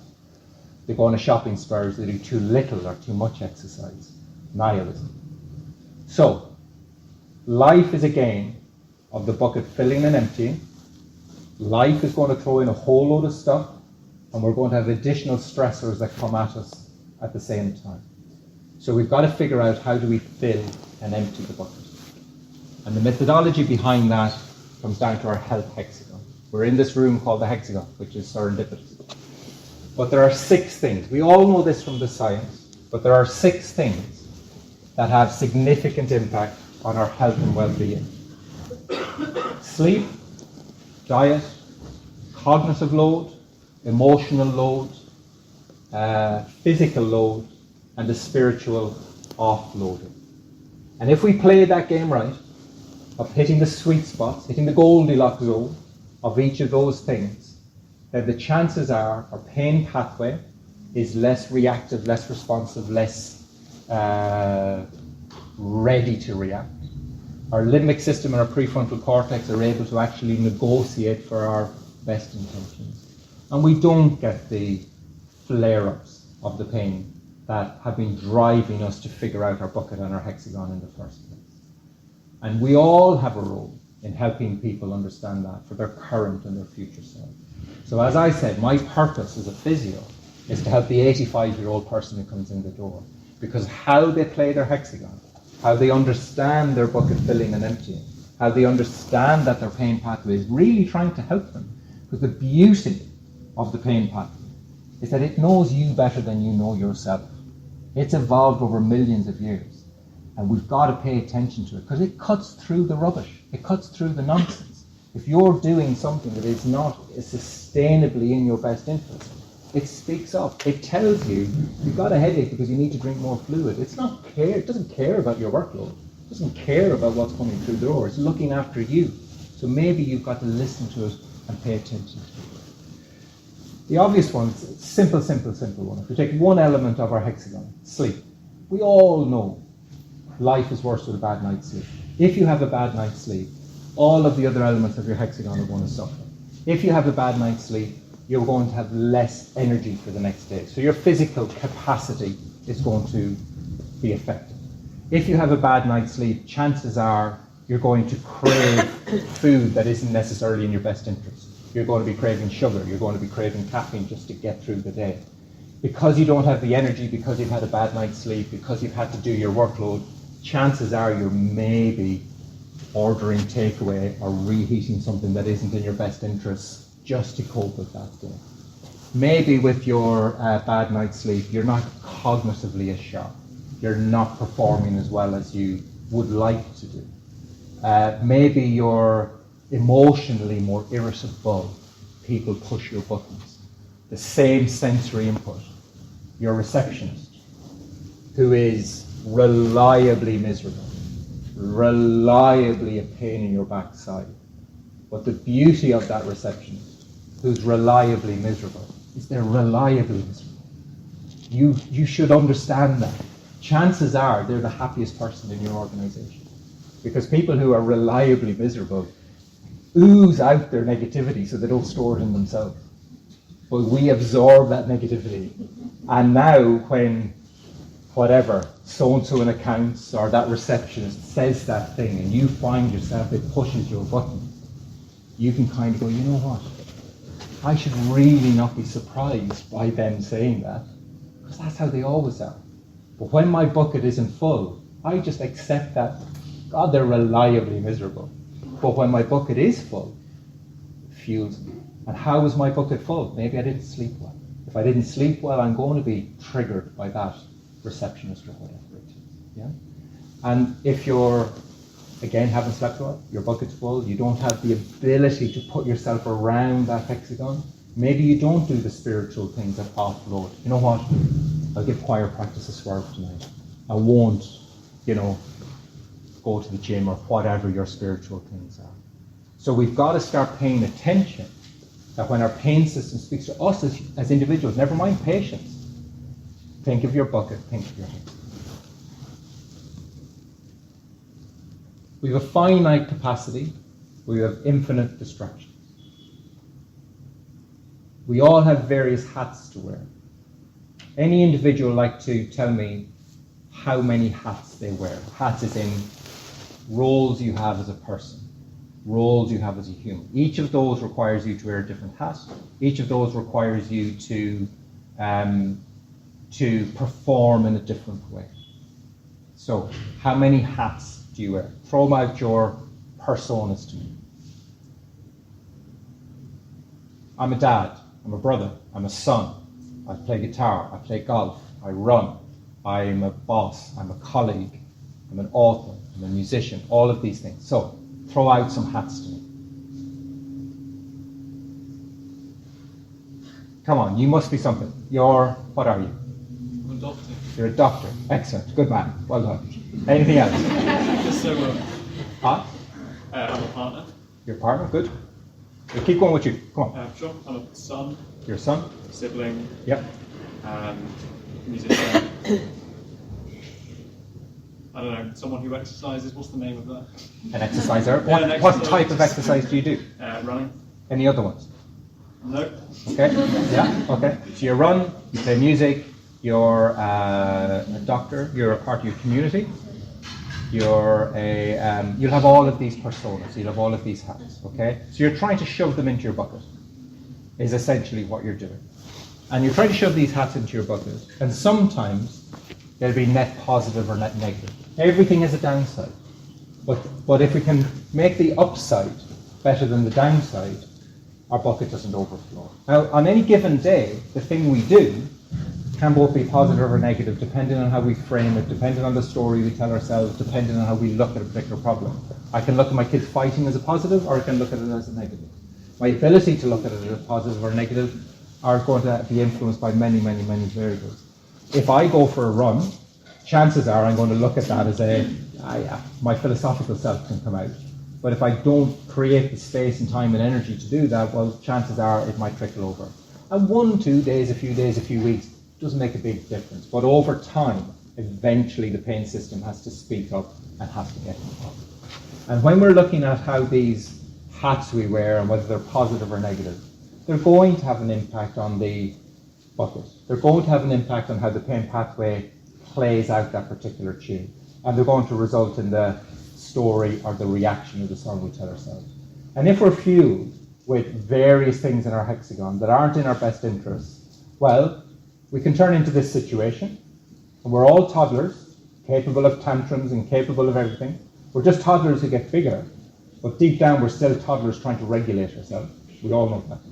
Or we could turn into this scenario, where we're basically, you know what, I've learned to play that game a little bit. I've learned to regulate it a little bit. That guy is now a decade older than that photograph, but he's less likely to be on, here, and more likely to go, yeah, Dad, hexagons, all buckets, all the rest of it. And the health hexagon is how he's going to play it. Okay? So, can you recognize chronic back pain? How do we know what's chronic back pain? Quickly, just say, we're running out of time. You're probably delighted here. How do we what is chronic back pain? How do we define time? Yeah, 3 months. The classic 3 months. If you've got pain that goes on for longer than 3 months. So I'm not sure about since this computer is making these graphics a little bit. Chronic back pain ultimately is pain that goes beyond longer than 3 months after the tissue healing has taken place, or there's normal time for tissue healing to take place. Chronic pain is the growing, if you will, epidemic of health and well-being. We're not interested here in cancer pain, but chronic pain falls into all of these other categories. But everyone, the thing about recognizing chronic pain is everyone, and that's why this is in bold, with persistent pain. We use the word persistent pain rather than chronic now, because chronic has become a word that for some people means forever, for some people it means dull, for some people it means sharp, for some people it means time. Everyone with persistent pain has pain-free moments. Your patients need to be aware of that, because when they come into you, I have this constant back pain, this constant headache, this constant neck pain. I've had this constant headache for 6 months. The first thing you do is go, I want you to go away and think about that. I want you to go away and pay attention to that. I want you to pay attention to your pain-free moments. Now, you might ask them to keep a headache diary. And we've got to be careful about getting them focusing on the pain. We want them to focus on the pain-free moments. And they might come back into you and go, actually, I have a headache 3 days a week. But when I have a headache, it feels like I always have it. And when I don't have a headache, I'm just getting on with my life. But their narrative is, I have a constant headache for 6 months. So by you being able to go, everyone with persistent pain has pain-free moments. Once you've done your assessment and all the rest. So recognizing that, hang on, this patient who comes in with their recurring flare-ups of pain, maybe this is a pattern of persistent pain across time, not independent acute events. Okay? The key word that they'll say a lot is sometimes. Sometimes it hurts when I do this. Sometimes it hurts when I do that. Sometimes it hurts when I sit in that chair. Sometimes it hurts when I get out of bed in the morning, or whatever it is. Well, that's your opportunity to go, okay, that thing in and of itself isn't responsible. It's just your bucket's full. And your capacity to sit in the chair, your capacity to bend down and tie your shoes, your capacity to lift the box. That's what's at issue here. Not the lifting, not the tying your shoes, not the chair, not the bed, or whatever it is. What are they trying to jam into their bucket that actually they don't have that space to deal with a normal sensory input? Why is their brain fried on a Friday that the glass of wine goes to their head, when actually the glass of wine in and of itself isn't necessarily the threat?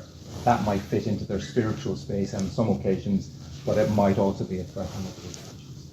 So recognizing that the chronic pain pathway is like, do I even know what a chronic pain patient looks like when they come in with their persistent pain? And also look for those inconsistencies in their narratives. The inconsistencies will be, it hurts when I do this particular thing, yet they're able to do something way more demanding. So a guy into me this week who came in with a flare-up of back pain, and his narrative was he injured his back because he reached for a 25 kilo plate in the gym, and he bent wrong, twisted right to get this 25 kilo plate, and here he is with his back pain. And that's a very obvious thing to go, oh yeah, you bent and twisted, you lifted 25 kilos, that's got to be the beginning and end of the story. But actually this guy can deadlift 100 kilos. So hang on, why is lifting 25 kilos a problem when you can lift 100 kilos? Is it about technique and all that? He's more than capable of lifting that 25 kilos. but why was his bucket full that 25 kilos became a threat at that particular moment in time? Now maybe his body is saying, again, if you sit down on your desk all day long and you don't really rotate all that often, and you go into the gym and you're squeezing your gym session in and you're getting from work and you're straight in there to do that, maybe your pain system is saying, oi, would you mind doing a few simple lunges before you go looking at the 25 kilo plate? But the 25 kilos is not the mechanism of it. So, but if we reinforce that, all we're doing is we're reinforcing that pain pathway. So we ask ourselves, what is your responsibility in chronic back pain? The chicken and the egg. The patients come into you and you're giving them the lazy label, or you're reinforcing their mechanism of injury, or you're seeing it as an independent event rather than a pattern on a theme. Well, maybe we're just going to fuel that story. And here's what does happen, and here's what regularly will happen. You'll start off with an acute back event. But the tricky thing, as we said, is that you guys have a really, really, really difficult job in going, anything could walk in the door, and anything could present itself. And I've got 50 of them coming at me today. So I've got to get them in, get them out, and get them on their way. But ultimately, we've got to consider, hang on, could I maybe change a little bit of the narrative to get them thinking? Pay attention to your pain-free moments. Pay attention, does it make sense that I can't do this, but I can do that? And pay attention to what's going into your bucket and how your hexagon is at play. And maybe that conversation, which can be done in 10 minutes, could actually be the ability for them to start looking after themselves and paying attention to themselves. But what will often happen is we've got the acute back pain event. They might get a lazy label, which then will create fear avoidance. They stop doing the things that are good for them. There might be a long wait for them to get access to the help that they do need. When they do, they might just get some generic advice. They might just then have the mythology of all those stories that are out there in the ether, just being fueling their stored data and creating that pain pathway. Their pain pathway intensifies. Their stored data gets more complex. The health hexagon unravels because they stop doing the things that are actually good for them, and their bucket shrinks. So they're more likely to overflow again and again and again. Typically then they can end up being over-medicated because we're just treating the pain symptoms rather than getting back to what was fueling that stored data, that bucket, that hexagon in the first place. They might be over-investigated. They end up having the imaging that will show imperfections, and you can't unsee those imperfections. So if that person sees degenerative changes or their disc or whatever it is, then ultimately now that's going to fuel their stored data. And is that really helpful? Is that really in their best interest? It's not an easy call. It really isn't an easy call. They've become overly dependent then on services because they're just going in with the flare-ups and the flare-ups and the flare-ups and the flare-ups. And the problem is they often end up with failed medicalized interventions. They're not the patients who respond well to injection therapy. They're not the patients who respond well to surgeries. They're not the patients who respond well to the pain management programs. They actually end up then turning into a lost cause. And they're the ones who are going to absolutely sap your energy over your career. But we have to figure out, can we step in at the acute event and maybe go, hang on, maybe there's a bit more to play here than you bent and twisted, or you slipped your disc or whatever it is. So, let's ask ourselves about this patient we met earlier on. Is the flight a justifiable mechanism of injury? Yes or no? No. If they're a healthy, normal human being, the flight is not the mechanism of injury. What is she putting into her bucket? Well, she's a corporate executive, so there's going to be pressures there. She's trying to deal with a teenage son who might be an alien to her in her own household. She is dealing with her parents who are elderly. So she's trying to juggle her own children and her parents, which are demanding herself and her time. What strategies or systems does she have to bail out of her body? Well, maybe she goes to the gym, but is she really switching off from there? Or is she just trying to squeeze it into an otherwise busy day, doing her emails, doing all that kind of stuff? Is she really emptying out there? Her husband is also a senior executive, so they're both career-driven people. They're both trying to juggle family and work and image and all of these things. And is it, they're in a happy relationship, but ultimately is it emptying their bucket sufficiently? For this person, what is their pain system? Why is their pain system trying to grab their attention? They're trying to be all these things. They're trying to squeeze all of this stuff into their bucket. And every now and again, their pain system says, I'm not really worried too much about your career. I'm worried about you. I've got to help you regulate how you play this game. So what is her narrative when it comes to her neck pain? Oh, I've got a stiff neck because I sat wrong on the airplane. Yeah, you have. That's it. That's the beginning and the end of it. But she's going to keep coming back with that stiff neck. So how will your input influence that narrative? It's not simple. It's not easy. But if we start thinking along these lines, every patient who comes in for you is an opportunity for you to look at the patterns that present themselves. What are the stories they're telling me? How do I fuel that story positively or negatively?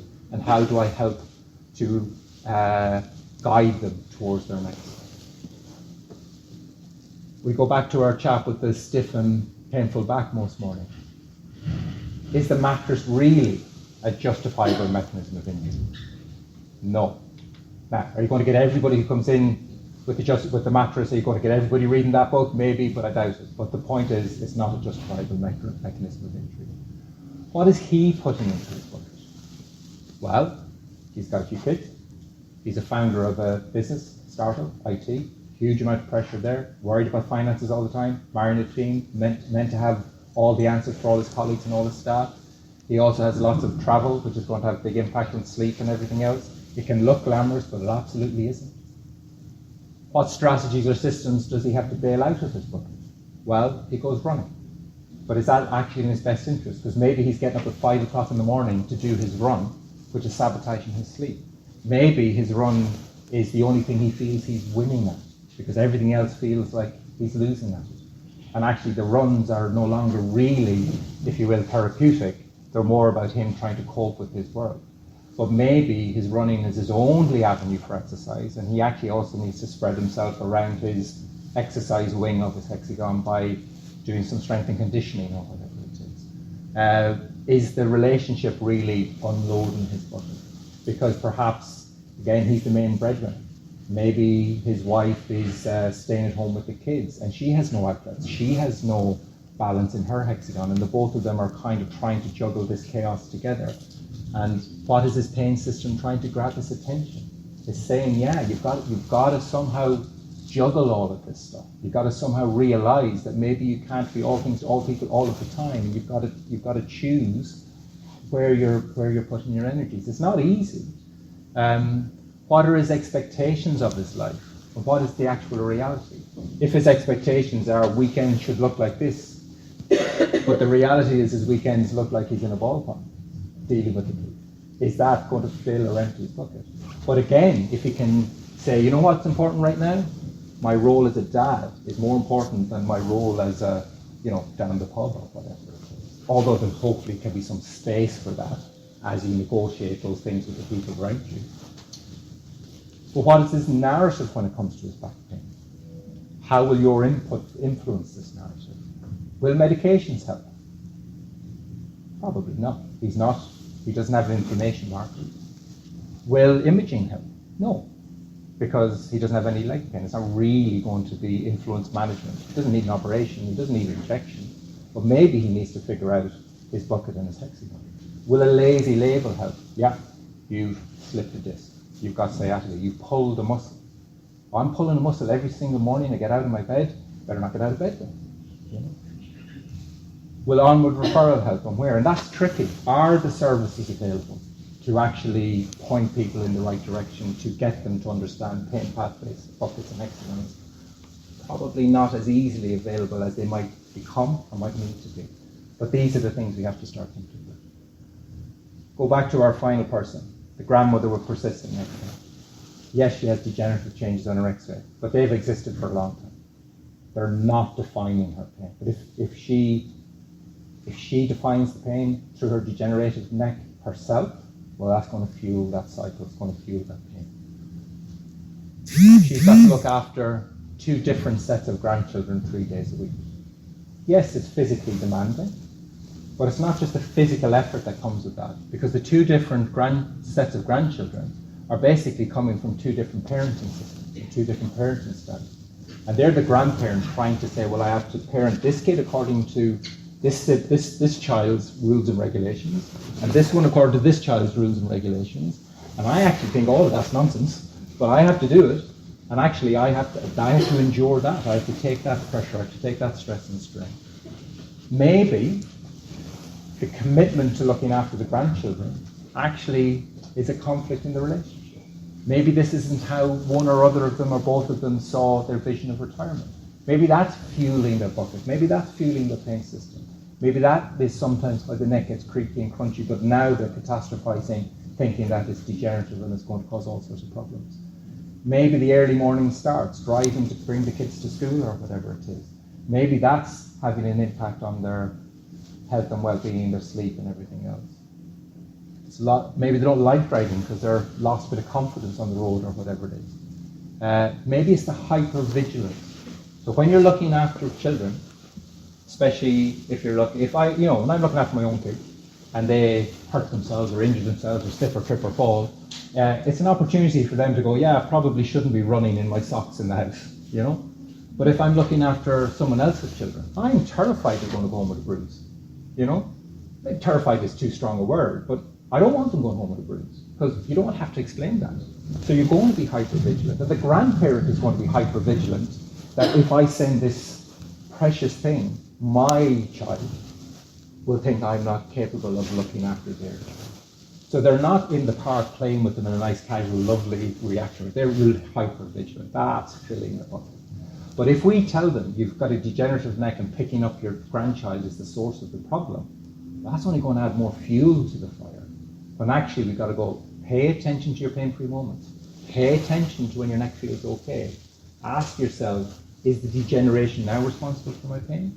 Pay attention to when you do look after your grandkids and you have a good day or a less good day. Then you might notice, yeah, my pain system is saying I've got to negotiate a few things here. Maybe I've got to have conversations with the people around me that go, by the way, this is actually all getting a bit too much for me. Maybe we need to reframe how we're going to approach this going forward, as it were. But if we're giving them the sense that you're degenerating, your pain is a sign you're getting worse, rather than your pain is a sign of let's figure out what's fueling the fire, that's a whole different conversation. And how are you going to manage her? Are you going to send them for x-rays? Of course you're going to do clinical analysis and everything else, but maybe we need to reassure them. Your pain is there to try and guide you. Let's get under the skin of what that's happening. The best thing you can do with any of your people with persistent pain, pay attention to your pain-free moments. Because when you've got your pain-free moments, chances are your bucket can handle stuff. But when you get your painful moments, doing something you ordinarily can do, think about that rather than the last drop that went into your bucket being the be-all and end-all of everything. So here's your classic patient who comes in, who's got your scientists with a very detail-orientated, they're very research-orientated, they're very black and white, A equals B. They have chronic back pain. They were given a diagnosis of psoriatic arthritis, which has now been questioned whether that was actually the case or not. They're now on, there's a real person, they're now on long-term sick leave. They've had multiple specialist opinions, all confusing their stored data. They failed in the pain management service because it ultimately said you've got chronic pain, you just have to learn to live with it. But they're actually homeschooling their neurodivergent son. It's tough, it's hard. Everything else became overwhelming or difficult for them. And they turned into this absolute classic scenario. But actually, as we worked with them through their health hexagon, we got them to put order in the chaos. Have a regular getting up time.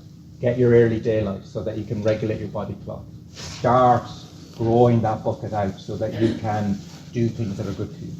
Bit by bit by bit, and trusting the hurt and harm are different things. The pain is trying to say a bit more of this, a bit less of that. They then started to build that hexagon. They started to empty their bucket. They're back at work. They're not taking medications. They're realizing the pressure of homeschooling their son actually needs a wider net of help rather than them trying to consume everything. So it can be done. Ask yourself and your patients, what fills and empties their bucket? What needs updating in their stored data? And how can they use their health hexagon to influence the sensitivity, the specificity of that pathway? Everyone is a bucket and a story, but not everyone understands how this connects to their pain system or how their health hexagon works. You are a significant character in that story that influences the narrative. Be careful what you say, because the weight of your words reverberate in their stored data and influences their actions, activities, and associations. None of it's simple, but first do no harm. Thank you.